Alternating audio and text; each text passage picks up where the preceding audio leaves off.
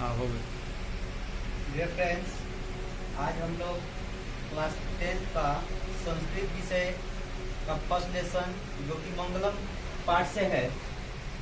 मंगलम पाठ का मतलब होता है शुद्ध, सही और अच्छा। जैसा कि आप लोग देख रहे हैं कि इसमें पहला श्लोक है कि हिरण्येन पात्रेण सत्य सही पीतम मुखम तत्वम पुष्टनापरिणु सत्य धर्माय दृष्टते। इस श्लोक को भागवत गीता से लिया गया है और यह श्लोक परीक्षा बिहार बोर्ड के लिए बहुत ही उपयोगी है, इसलिए इसका हम अर्थ अब लिखवाने जा रहे हैं। जैसा कि आप लोग देख रहे हैं, ये 1 नंबर है, पाठ 1 मंगलम लेसन का पहला श्लोक का अर्थ है। ये श्लोक है, अब इसका अर्थ हम लिखवा रहे हैं यहाँ से। जैसे सोने के हिरण्य पात्रेन का मतलब होता है कि सोने के पात्र से, सोने के पात्र से सत्य का मुख ढका हुआ है,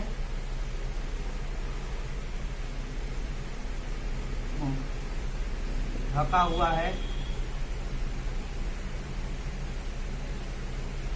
सत्य सहित मुखम, सत्य का मुख ढका हुआ है। अब नीचे आएंगे तो कह रहे हैं कि सत्य कमा धर्म रूपी तत्व को देखने के लिए, सत्य कमा धर्म रूपी तत्व को देखने के लिए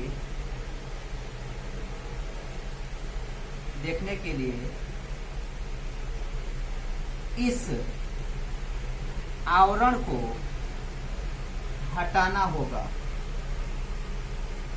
हटाना होगा। अर्थात कहने का मतलब यह जो सोने के पात्र है, यह सत्य रूपी मुख को ढक दिया है और इसे देखने के लिए हमें सत्य कमा धर्म रूपी तत्व को देखने के लिए इस आवरण को हमें हटाना होगा। अब ये हमारा पहला श्लोक का पहला अर्थ हो गया। अब उसके बाद से हम लोग लिखेंगे दूसरा। बोलिए। अब चलिए हम लोग चलते हैं दूसरे श्लोक पर। जैसा कि आप लोग पहले श्लोक का अर्थ आपको उसका श्लोक हमने लिखवाया, अब दूसरे श्लोक का अर्थ और यहाँ पर इसका 2 नंबर श्लोक पहला पाठ का मंगलम पाठ का ये जो दूसरा श्लोक है, अब उसका अर्थ लिखवाने जा रहा हूँ। सबसे पहले इसको पढ़कर बता देते हैं। औरो अड़ियान महतो महियान आत्मरस्य जंतु निहितो गुहायाम तम्र कतु पश्यतु वित्त शोके धातु प्रसाद न माहितम। अर्थात कहने का मतलब है कि कोई ऐसा जीव है जो सूक्ष्म से भी सूक्ष्म है और छोटा से भी छोटा। सूक्ष्म और छोटे में अंतर होता है। कहीं कहीं ऐसा सुनने को मिलता है कि सूक्ष्म और छोटे को मतलब इसका हिंदी होता है कि ऐसे सूक्ष्म और इसका छोटा हिंदी होता है। नहीं, सूक्ष्म जो हमारी नंगी आंखों से भी नहीं दिखाई देती है और छोटा जो हमारे, छोटा कहने का मतलब जो हमारे कम से कम हमारी आंखों से दिखाई दे देती है। अब आइए सीधी सी बात हम इसको लेकर चलते हैं अपने अर्थ पर। तो अर्थ इसका हम लिखवा रहे हैं कि वह सूक्ष्म से भी सूक्ष्म,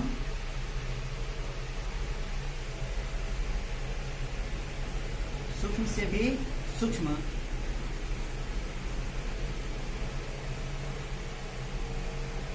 सूक्ष्म और महान से भी महान है, भी महान है,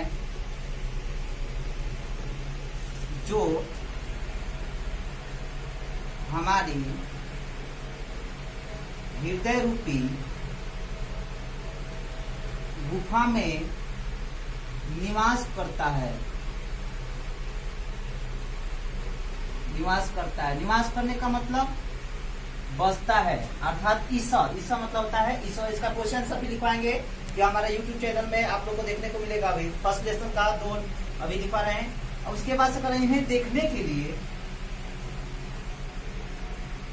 इन्हें देखने के लिए हमें शोक रहित होना होगा, शोक रहित होना होगा। अर्थात कहने का मतलब है कि हमें एकाग्रचित, अर्थात इंग्लिश में कॉन्सेंट्रेट होना होगा। माइंड को एक जगह पर स्थिर करना होगा, तभी जाकर उस इंसान से हम लोग मिल सकते हैं जिसे हम सूक्ष्म से भी सूक्ष्म और छोटा से छोटा समझते हैं। अब चलिए, अब इसके बाद से आप लोग को तीसरा जो श्लोक है, उस तीसरा श्लोक के बारे में बताएंगे, लेकिन उससे पहले इसके बाद से जो हम वीडियो बनाएंगे उसमें आप लोग देख पाएंगे कि 3 नंबर श्लोक का अर्थ क्या होगा। और दिक्कत ये हो रहा है कि अगर एक वीडियो बनाने में पूरा समझ में नहीं आएगा, जिसके चलते मतलब एक बाय एक करके हम लोग वीडियो बनाएंगे और आप सभी के पास से हमारा YouTube channel Gahilapur Shivam science classes के माध्यम से आप तक पहुंचेगा। और इस चैनल पर आप संस्कृत 10वां का और फिजिक्स और इंटर का इंग्लिश आप लोग इंग्लिश और मैथ्स पढ़ सकेंगे।